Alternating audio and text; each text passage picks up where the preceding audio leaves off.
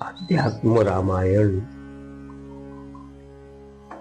युद्धकांड तृतीय सर्ग सेतू बांधणी प्रारंभ मुक्त भावानुवाद. श्री महादेव म्हणाले, हे पार्वती, नंतर तो महाभाग्यवंत विभीषण चारही मंत्र्यांसह श्रीरामांसमक्ष उपस्थित झाला. मात्र आकाशातच स्थिरपणे उभा राहिला. विभीषणाने मोठ्यानेच श्री रामनामाचा पुकारा केला. तो म्हणाला, हे कमल नयन स्वामी, हे रामा, मी तुमच्या पत्नीचे अपहरण करणाऱ्या रावणाचा लहान बंधू असून मला भावाने लंकेमधून निष्कासित केले आहे.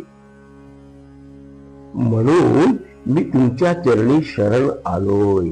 हे देवा, स्वतःला न ओळखणाऱ्या रावणास मी त्याच्या हिताची गोष्ट सांगितली. वैदेही सीतेस श्रीरामांकडे पाठव असे मी त्यास पुन्हा पुन्हा सांगितले.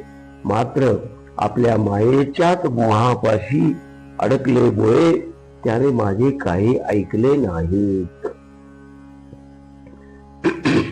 मला ठार करण्यासाठी तो अधम खडक घेऊन माझे अंगावर धावून आला.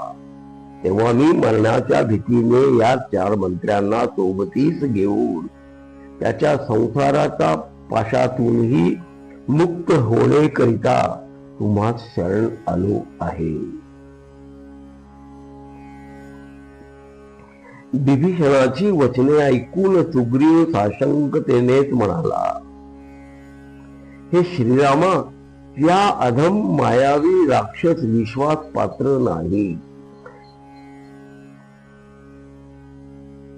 हे अधम मायावी राक्षस विश्वास पात्र नाही, कारण सीतेचे हरण करणाऱ्या रावणाचा बंधू आहे आणि बलवानही आहे.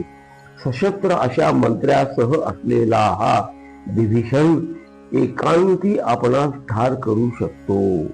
तुम्ही मला आज्ञा द्या, वानरांकरवी मी त्यांना ठार करितो.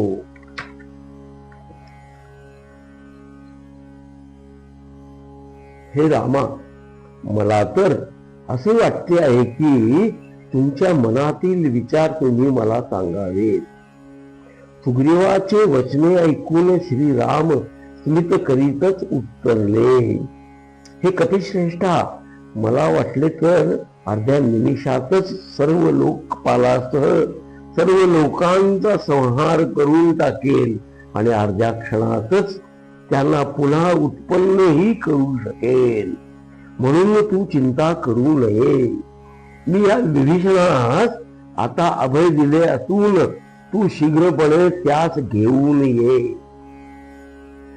मी तुझाच आहे असे एकदाच म्हणून व मला शरण येऊन जो अभय मागतो त्या सर्व प्राण्यांना मी अभय देतो असे माझे व्रतच आहे.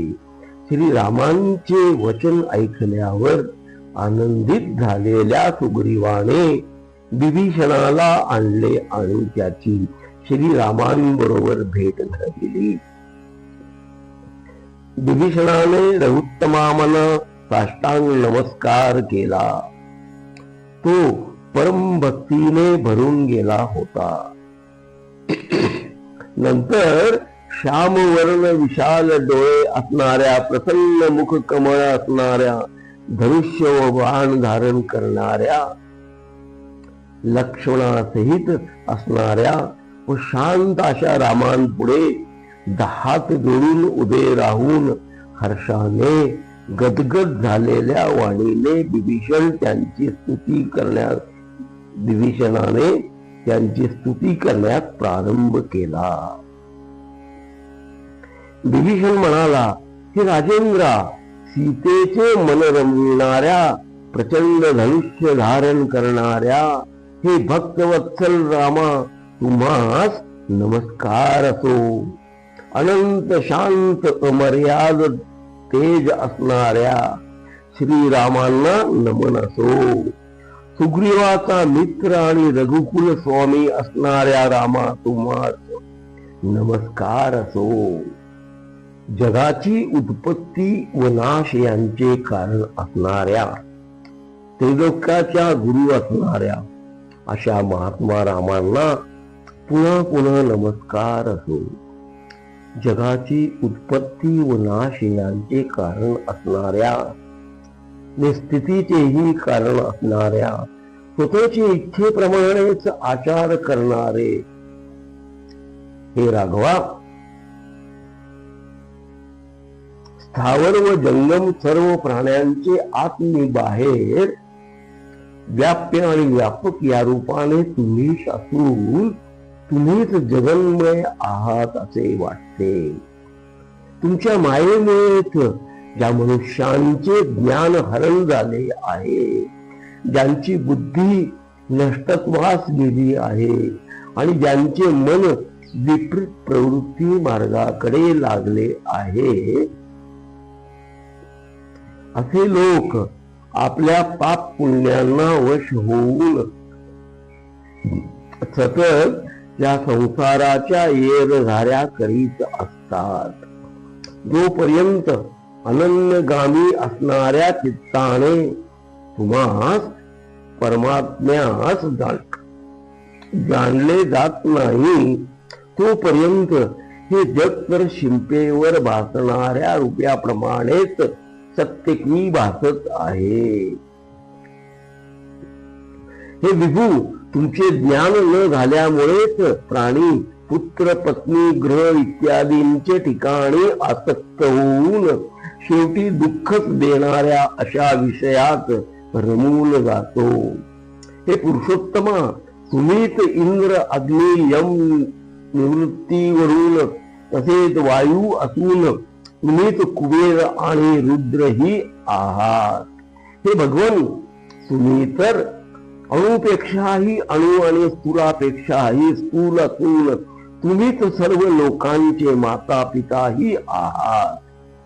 तुम्हीच तर सर्व लोकांचे पालन करता आहात. तुम्हीच आदि मध्य अंत यांनी रहित असून तुम्ही तर परिपूर्ण अच्युत आणि अव्यय असून तुम्ही हात पाय रहित आहात. तसेच कर्ण नेत्र रहितच की आहात. सर्ग 3 पुढे सुरू. घ्या श्रवणानंद. हरि ओम तत्सत.